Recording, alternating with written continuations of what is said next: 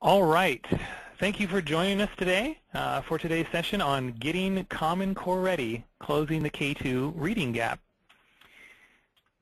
Today, for our webinar, we have with us Dr. Catherine Sweeney, the Assistant Superintendent for Curriculum Instruction from Pocono Mountain School District, Joanne Chambers, the K-12 District Reading Department Head, also from Pocono Mountain. We have Dr. Mary Chase, an independent consultant who specializes in early childhood literacy, and myself. I am David Stockman, the Product Marketing Manager here at Learning.com. And today, we are here to discuss the efficacy of using technology to close the reading gap for non-proficient K-2 students quickly and inexpensively. So first, I would like to turn the conversation to Dr. Chase. And Dr. Chase, is there evidence to show that focusing on the primary grades is where we have more of a positive impact than having a broad focus on all grades? Well, the short answer is yes, and thank you for that question, David. Closing the K-2 reading gap is absolutely critical. It's the sweet spot of reading instruction, if you will, for acquiring our basic reading skills.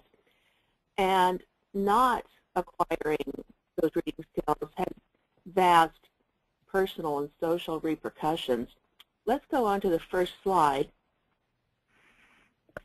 And you can see what the effect of this is. The inability to read is linked to poverty, unemployment, dependence on welfare, and crime.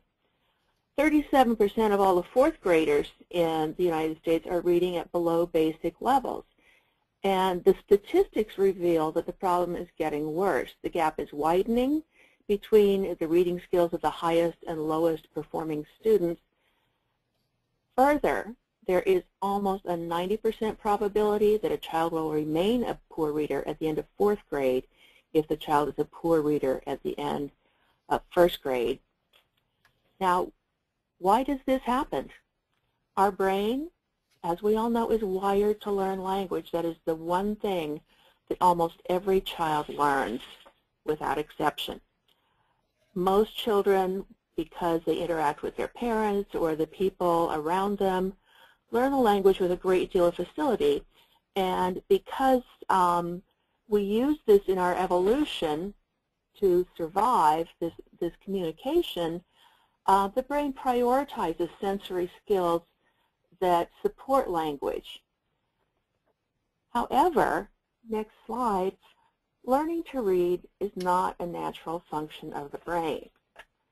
And while there are aspects of reading that the brain does support, certainly semantics, the meaning of words, natural grammar, interaction, tapping background knowledge for meaning, etc. One thing that the brain does not do is interpret graphophonics the way it interprets other things like danger or friendship or those kinds of things, which are very natural. You can see from this diagram here how complex reading is and why, in fact, so many students struggle. There's so much that goes into this complex process that is, of course, supported by the world around us. But here in this confirming box, the graphophonic, semantic, and syntactic, much of that has to be taught explicitly. It's more than just what appears on the page, but what appears on the page is absolutely vital. Let's look at the next slide. Now, the syntactic and semantic cues, like we said, are supported by the brain's natural function for learning, although much of it, especially as students encounter increasingly complex text in the higher grades, has to be taught to them. But the function of interpreting what's on the page, what it looks like, the letter sound combinations, is not a brain function, so that absolutely must be taught to the student. Now, on the next slide, we'll see there's also a time issue, and that's why this K2, pre-K2 area is where we really have to concentrate our efforts. They can't just pick it up later because of a function of the brain that's called neuroplasticity. The brain changes as we grow older. The brain respecializes and reprioritizes if some of the functions are not used. And because students have learned language by this time in their development, the brain wants to go on and specialize in other areas. So as text becomes more complex, at the same time, students are losing the natural ability of the brain to support language in the way it did when they were first learning to talk. So when students are expected to read to learn, that's the very time when things are getting harder for them, and the gap just gets wider and wider. So it's a social issue, and it's a time issue. Great. Thank you, Dr. Chase. So if the gap does get wider and wider as the students get older, it seems like the evidence is pretty clear that focusing on closing the reading gap for non-proficient K2 students quickly is a sound strategy. Now, Dr. Sweeney at Pocono Mountain has had considerable success in this area. Dr. Sweeney, can you talk a little bit about what Pocono was faced with and how your solution took shape? Absolutely, David. We want to thank you for having us here this afternoon for this webinar presentation. The Pocono Mountain School District, we're located in northeastern Pennsylvania, and we're within the heart of the Pocono Resort and Recreation area. Our proximity to New York City as well as Philadelphia is about an hour and a half to 2 hours. Our district spans well over 305 square miles, and we serve a population of approximately 55,000 people. And we are one of the most diverse districts in the state of Pennsylvania, as our K-12 student population has over 10,000 students. Due to the proximity to New York and Philadelphia, we have our demographics of our district of 53% white, 24% Afro-American, 21% Hispanic. We have a large economically disadvantaged population of 50%, 22% special education, 13% speech and language, and 5% of our learners are English as a second language and receive additional services for that. Our transient population is very alarming and concerning, where if you look at our 2011-2012 graduating class, only 24% of those students who graduated actually attended our district from kindergarten through 12th grade. Now, based on those demographics and statistics that I just shared, as you can see, we're faced with challenges as a district. One being that our students enter kindergarten with tremendous skill deficits. We utilize the Dibble's Next assessment, and on the average, over 40% of the incoming kindergarten students test non-proficient. In addition, we do curriculum-based assessments and other type of formative and assessments, summative assessments with our students. And based on the data, our challenge was to find a systematic, research-based, scientifically validated, individualized reading intervention program that's designed for diverse classrooms and would target specific, individualized needs of our struggling readers. In addition, the reading intervention would have to assist our at-risk population in achieving the readiness necessary to climb the Common Core staircase in the specific areas of phonemic awareness, phonics fluency, vocabulary, and text comprehension. And we knew time was a critical element with this because of the fact that the National Common Core is being adopted and Pennsylvania adopting their Common Cores for the upcoming school year. Because of the majority of our parents commuting to the New York and Philadelphia area, we needed to have an intervention that would extend the student's school day. A type of intervention that could be utilized at home a web-based technological program that could be easily accessible and very student and parent friendly. And we all know that our students are very technical savvy, so we would need an intervention that would engage the students in the learning process, have fun graphics and characters that would serve as a motivation factor as well. In looking at a specific intervention, all districts are faced with budget constraints. We also needed to find an intervention that would be cost effective and our district would be able to purchase. That was a big order to fulfill all of those requirements that we so desperately needed. It was going to take a lot of time, and we thought we might never be able to find a program that would fit the bill for us. But we did. We found StudyDog. And the journey began by piloting our StudyDog program. We contacted StudyDog, and they were very accommodating and actually gave us a pilot program. We used this for 60 at-risk students, including special ed, special needs, and ESL, in grades K through 2, as well as students not demonstrating progress in grades 3 to 5. They were also enrolled in StudyDog. Our 2 district goals were very important to us, and they were developed in 2011 and 2012 to reduce the number of non-proficient kindergarten students and strive for compliance with the Common Core standards. Well, we were really lucky, and we give 4 paws up to StudyDog, because after putting that in place, that pilot, we found significant progress in just 3 months, leading to all students in K-2 using StudyDog the following school year. 37.4% of the district kindergarten students in 2011-2012 tested non-proficient on Dibbles Next at the start of the school year.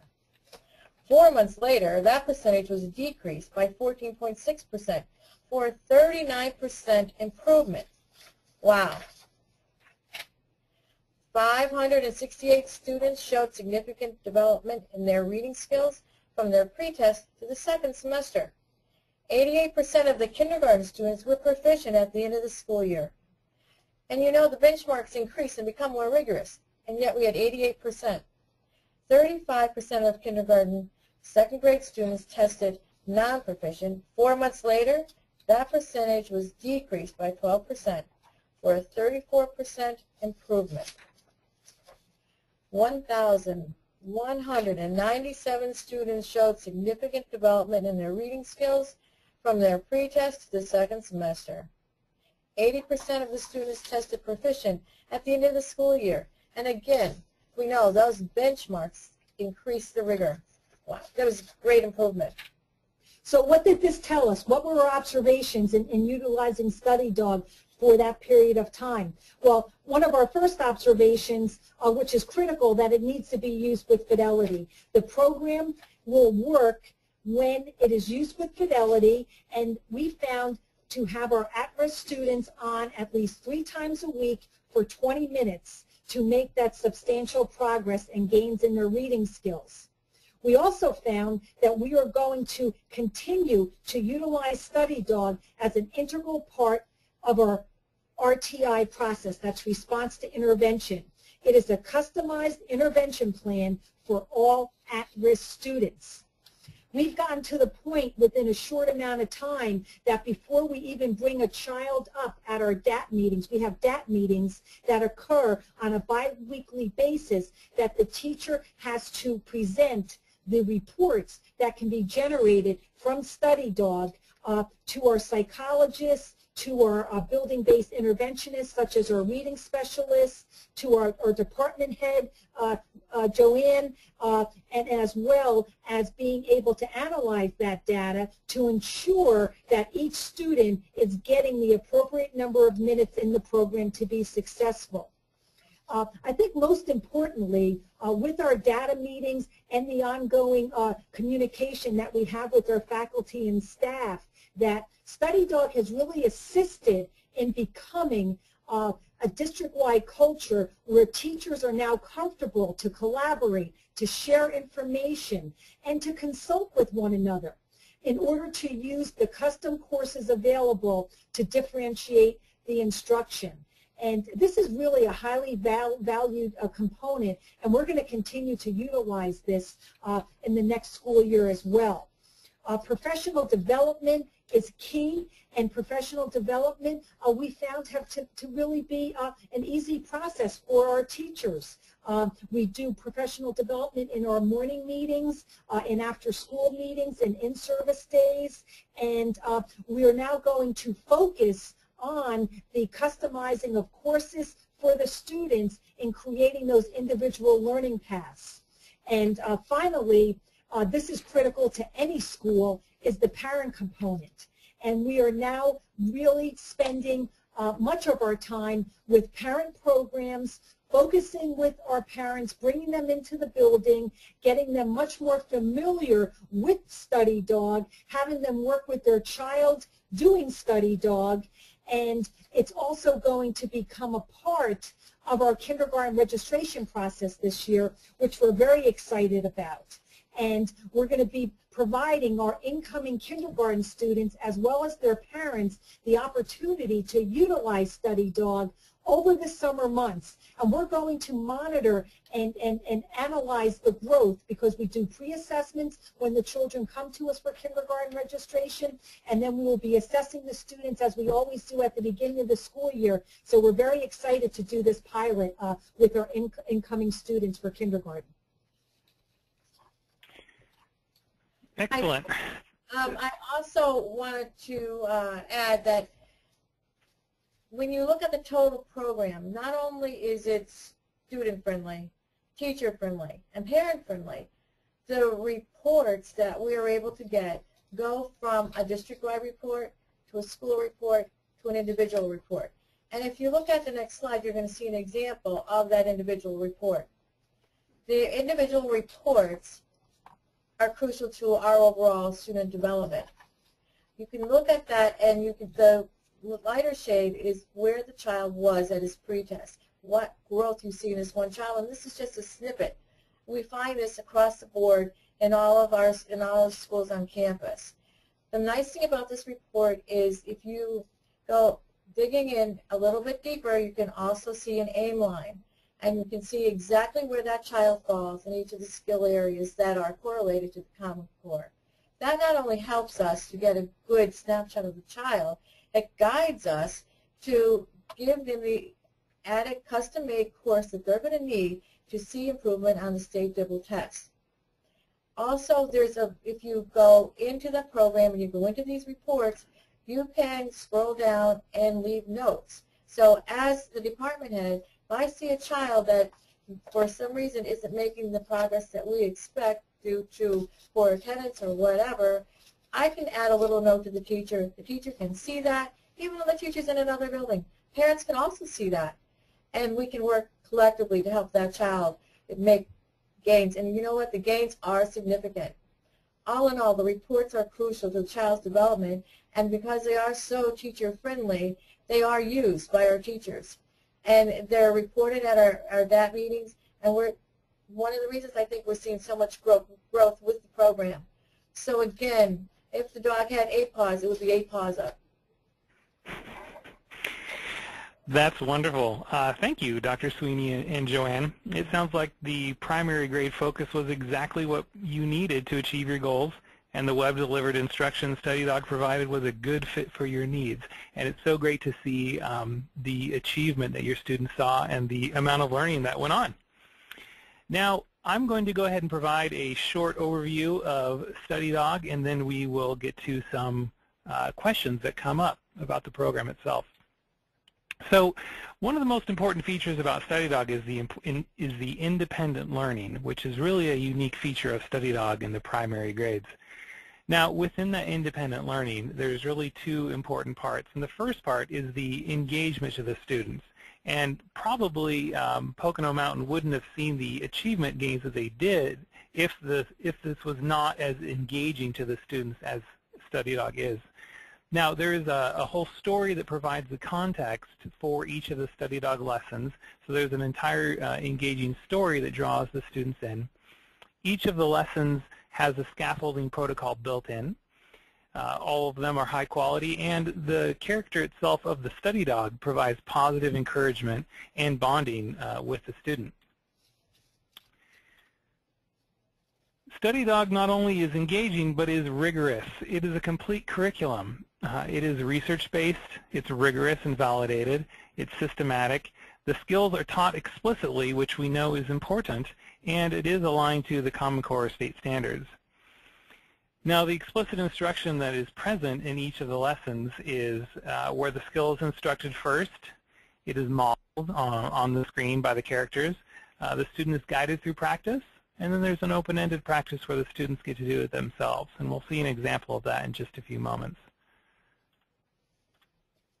The other thing that Pocono Mountain was stressing was the importance of measurement. Now, there's a couple different ways that is done within StudyDog.